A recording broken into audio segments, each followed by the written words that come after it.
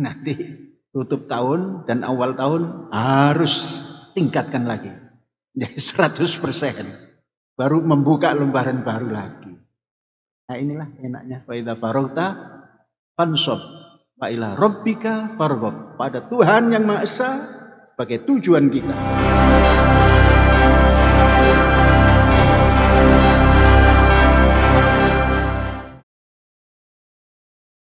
Saudara-saudara, Jumat kemarin sudah kita kan bahwa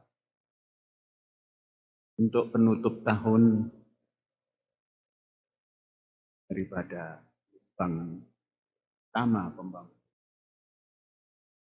Zaitun, yakni dari tahun kita tutup di bulan ini. Tim untuk menyusun rangkuman apa yang kita kerjakan di 21 tahun yang lalu terbentuk dan sudah bekerja, dan kita harapkan pada tanggal 27 itu sudah bisa disampaikan kepada Teh dan jadikan bahan untuk pengesahan daripada program gelombang kedua tanggal 27 Desember. 27 Desember itu kita mengesahkan 4 putaran pembangunan, ini menuju 2050. Yakni penghujung tahun 2049 itu selesai daripada putaran gelombang kedua.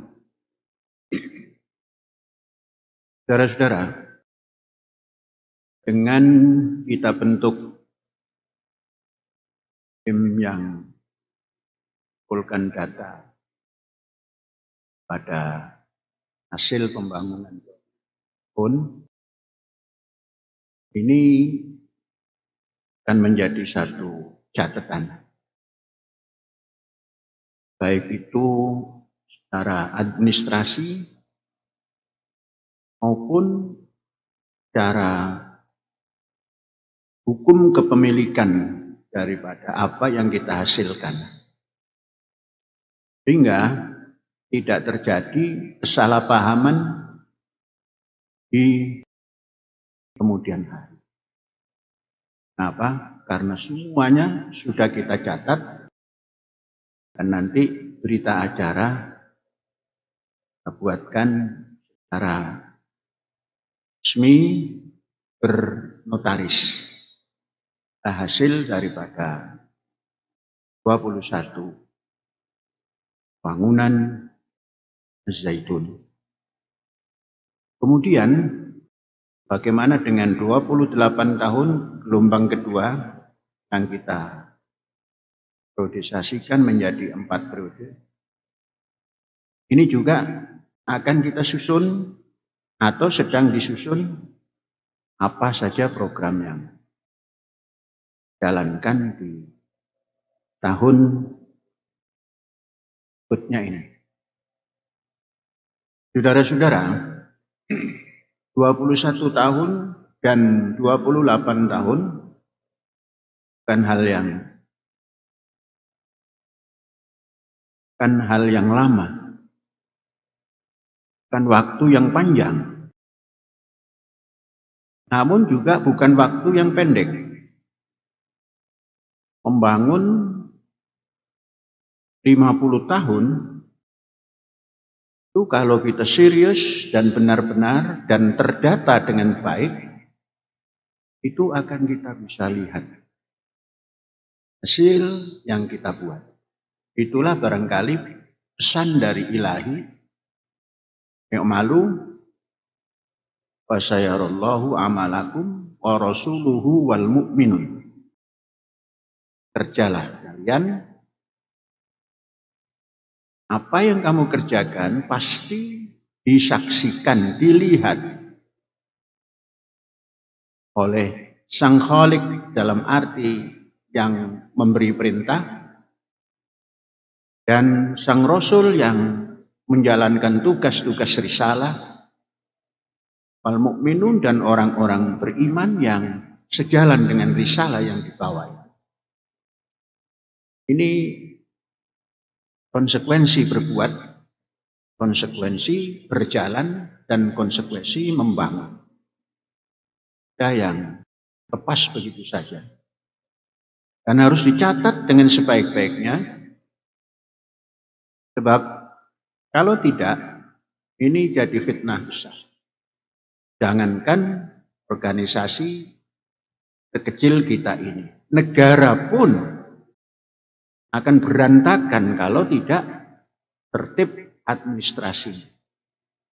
Kita sudah menyaksikan betapa tertib administrasi di negara kita belum tertib, mungkin baru belakangan. Apa itu? Sehingga terjadi bangunan-bangunan pemerintah, tanah-tanah negara yang dibangun oleh pemerintah yang kemudian bukan milik negara lagi. Ini terjadi. Hal yang besar, apalagi kita yang kecil seperti ini. Maka kita catat sebaik-baiknya sehingga tidak timbul fitnah. Fitnah dari manapun. Fitnah itu bisa datang dari luar dan bisa datang dari dalam. Oleh sebab itu, semuanya harus tertulis dengan rapi. Laporan itu lembar per lembar nanti kita berikan stempel pengesahan. Taken dan diparaf oleh yang punya wewenang untuk memberikan paraf. Nah, ini satu pembelajaran. Karena kita sudah sering dalam perjalanan ke organisasi yang semuanya masih ada, tapi sering terjadi persengketaan dalam kehidupan. Ini tidak boleh terjadi. Ya, kita buatkan priorisasi pembangunan. Saudara-saudara, bagaimana dengan periode yang gelombang kedua ini? Gelombang kedua ini sungguhnya kalau dikatakan mudah, ya mudah. Tapi kalau dikatakan agak sedikit berat, ya berat. Mengapa mudah? Karena semua sudah tersedia. Mengapa berat? Karena memang luas yang akan kita lakukan. Namun mudah dan berat ini satu keseimbangan hidup. Kalau kita tidak merasakan mudah, berarti tidak mengenal berat. Kalau tidak mengenal berat, tidak mengenal mudah. Jadi dua-duanya ini seimbang, maka dalam periode gelombang kedua ini kita katakan mudah namun berat. Kemudian luasan daripada sasaran pembangunan kita juga semakin luas. Kalau yang sudah 21 tahun relatif berada di tempat yang terjangkau oleh kaki kita. Dan umpamanya ke Jawa Timur, Jawa Tengah dekat. Ujung Jawa Barat terjangkau. Pantai Selatan terjangkau. Pantai Utara terjangkau. Di dalam gelombang kedua ini, jangkauan kita sudah antar pulau. Kemudian lokasi yang di antar pulau ini relatif lebih luas daripada yang ada di Pulau Jawa ini. Saudara-saudara, di Pulau Jawa, kemungkinan untuk mencapai 3.000 hektar masih memerlukan beberapa waktu lagi. Tapi antar pulau kita yang sudah lebih daripada 3.000 hektar itu yang harus kita bangun. Harus dibangun. Itu kalau pulau, kalau darat. Kemudian laut.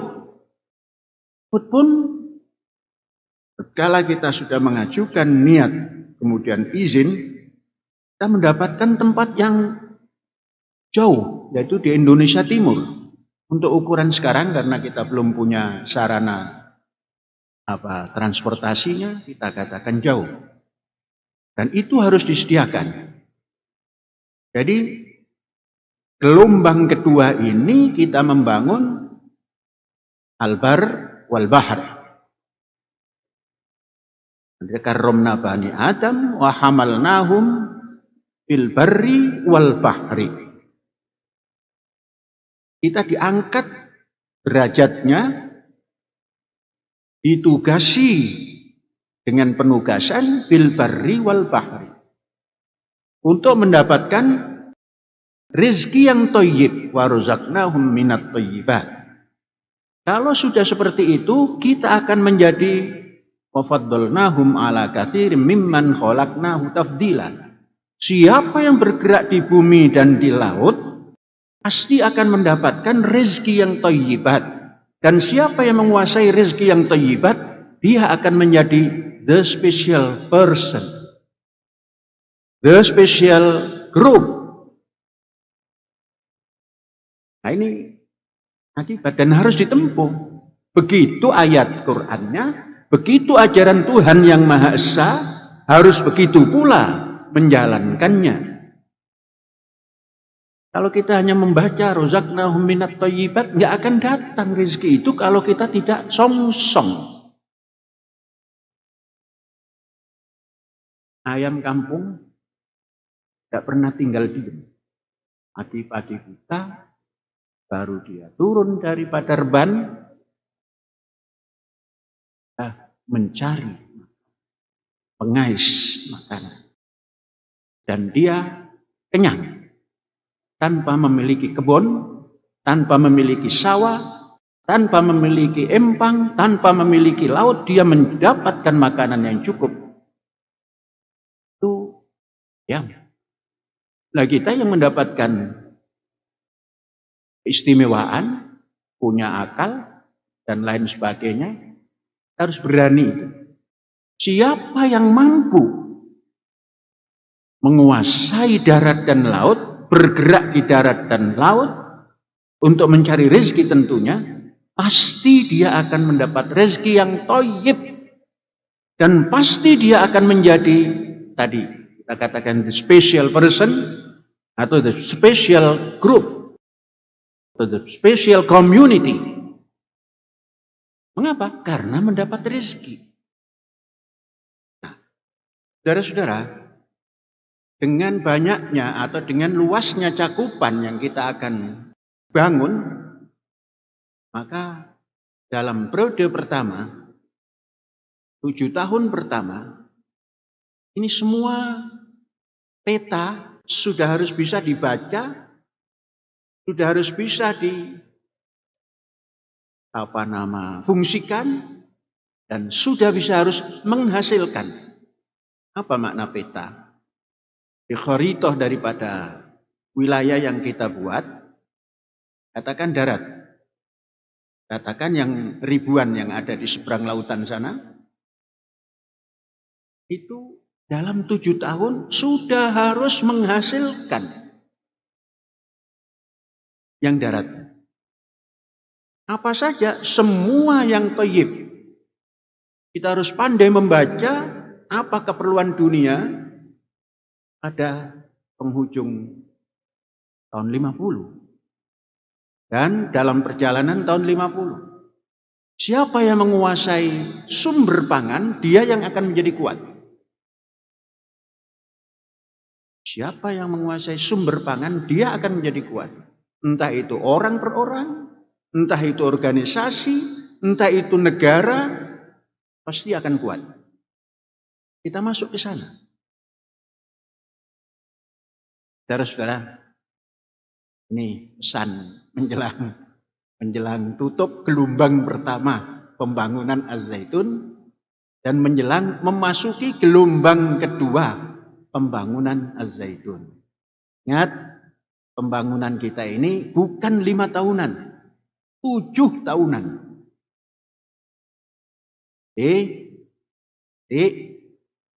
Hilang 50 tahun, 2050 kita punya hasil pembangunan gelombang kedua.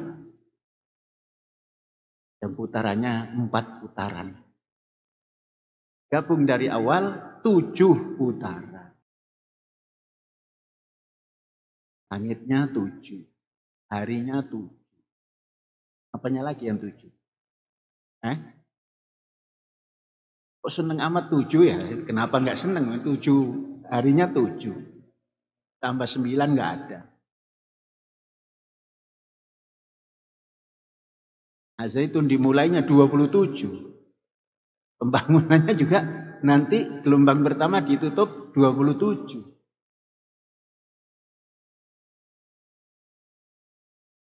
Nih, saudara. Nah, lembaran. Kita tidak boleh berhenti untuk masuk dalam momentum yang sedang ada ini.